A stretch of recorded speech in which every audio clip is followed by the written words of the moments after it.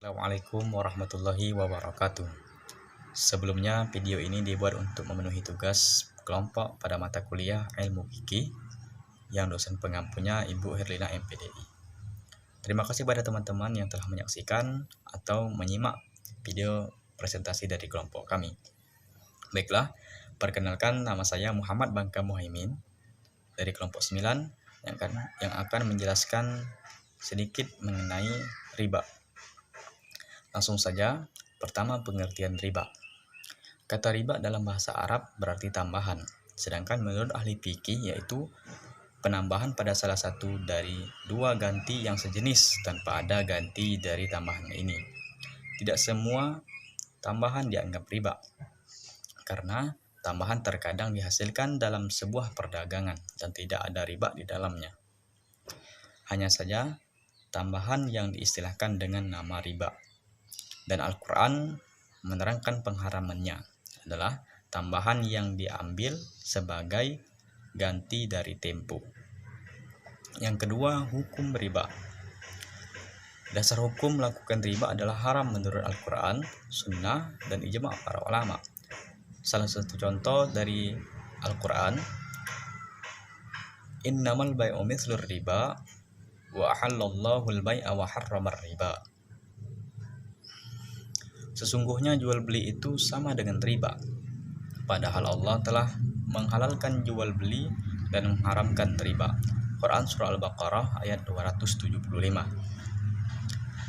Pada ayat lain, Ya ayyuhalladzina amanu la ta'kulur riba adha'afan mudha'afah wattaqullaha la'allakum tuflihun.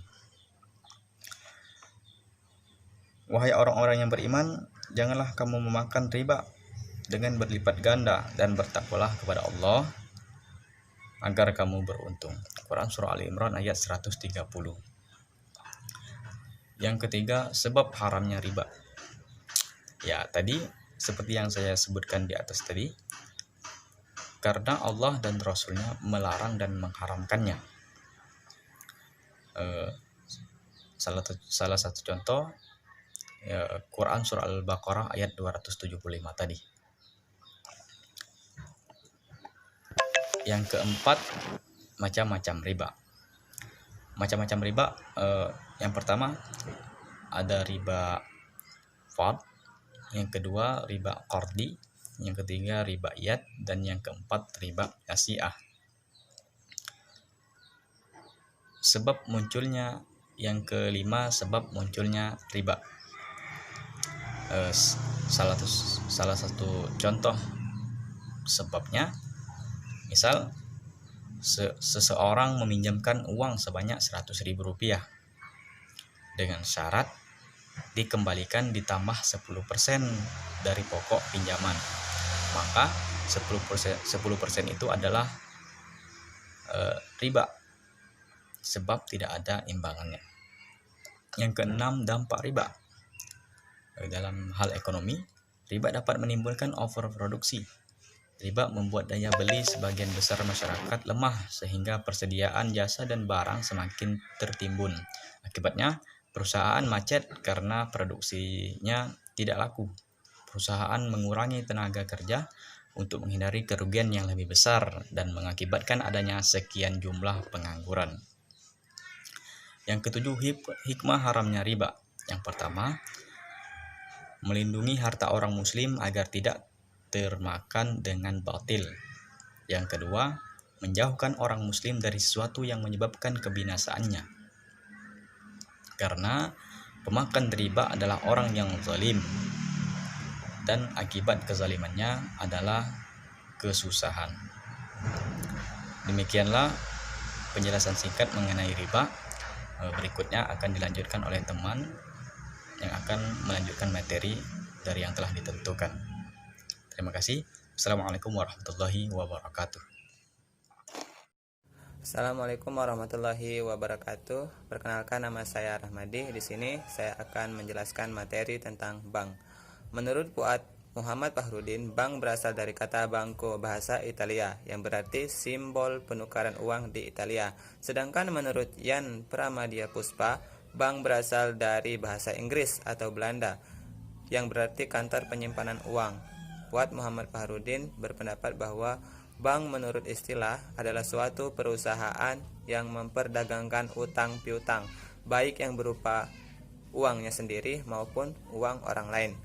Sejarah pendirian bank. Sejarah mencatat asal mula dikenalnya kegiatan perbankan adalah pada zaman kerajaan Tempo dulu di daratan Eropa. Kemudian usaha perbankan ini berkembang ke Asia Barat oleh para pedagang. Perkembangan perbankan di Asia, Afrika, dan Amerika dibawa oleh bangsa Eropa ketika menjajah ke negara-negara jajahannya, baik di Asia, Afrika, maupun Amerika. Bank Islam. Bank Islam adalah suatu lembaga keuangan yang fungsi utamanya menghimpun dana untuk disalurkan kepada orang atau lembaga yang membutuhkannya dengan sistem tanpa bunga. Dalam dunia perekonomian modern, bank merupakan alat yang vital. Tanpa lembaga bank, perekonomian tidak akan lancar. Islam adalah negara yang mengatur umatnya dalam kehidupan dunia dan akhirat demi kemaslahatan yang termasuk di dalamnya kemaslahatan ekonomi. Maka, kedudukan bank dalam Islam adalah membentuk salah satu vital perekonomian modern. Hukum bank dalam Islam. Bank merupakan masalah baru dalam khazanah hukum Islam. Maka para ulama masih memperdebatkan keabsahan sebuah bank. Berikut ini beberapa pandangan mengenai hukum perbankan, yaitu mengharamkan dan tidak mengharamkan. Dan satu lagi yaitu subhat atau samar-samar. Baiklah, mungkin itu penjelasan dari saya. Wassalamualaikum warahmatullahi wabarakatuh. Perkenalkan, nama saya Rega Depta Saputra dengan NIM 2030203067. Di sini saya akan melanjutkan materi yang ketiga, yaitu tentang asuransi. Kata asuransi berasal dari bahasa Belanda, yaitu assurantie, yang dalam hukum Belanda disebut verzekering, yang artinya pertanggungan. Dari peristilahan assurantie kemudian timbul istilah assurende bagi penanggung dan geserende bagi tertanggung. Asuransi menurut Robert Eamer, asuransi adalah suatu alat untuk mengurangi risiko dengan menggabungkan sejumlah unit-unit yang berisiko agar kerugian individu secara kolektif dapat diprediksi. Kerugian yang dapat diprediksi itu kemudian dibagi dan didistribusikan secara proporsional di antara semua unit-unit dalam menggabungkan tersebut. Asuransi dalam Islam. Dalam menerjemahkan istilah asuransi ke dalam konteks asuransi Islam terdapat beberapa istilah. Antara istilah lain tafakul, takmin, dan Islamic insurance. Istilah-istilah tersebut pada dasarnya tidak berbeda satu sama lain, yang mengandung makna pertanggungan atau saling menanggung. Namun dalam prakteknya istilah yang paling populer digunakan sebagai istilah lain dari asuransi dan juga paling banyak digunakan di beberapa negara termasuk di negara Indonesia, yaitu tafakul. Asuransi dibedakan menjadi dua, yaitu asuransi konvensional dan asuransi syariah. Asuransi konvensional. Satu, akad asuransi ini adalah akad muwaddah, yaitu akad yang di dalamnya kedua orang yang berakad dapat mengambil pengganti dari apa yang telah diberikan. Dua, asuransi ini adalah akad gharar, karena masing-masing dari kedua belah pihak, penanggung dan tertanggung, pada waktu melaksanakan akad tidak mengetahui jumlah yang ia berikan dan jumlah yang dia ambil. Asuransi syariah. 1. Asuransi syariah dibangun atas dasar ta'awun atau kerjasama, tolong-menolong, saling menjamin, tidak berorientasi bisnis atau keuntungan materi semata. 2. Asuransi syariat tidak bersifat muwaddah, tetapi tabarruk atau mudharabah. Macam-macam asuransi: asuransi timbal balik, asuransi dagang, asuransi pemerintah, asuransi jiwa, asuransi atas bahaya dan menimpa badan, asuransi terhadap pertanggungjawaban sipil. Adapun pendapat ulama, 1. Mengharamkan asuransi dalam segala macam dan bentuk seperti sekarang ini termasuk asuransi jiwa. 2. Membolehkan semua asuransi dalam praktik dewasa ini.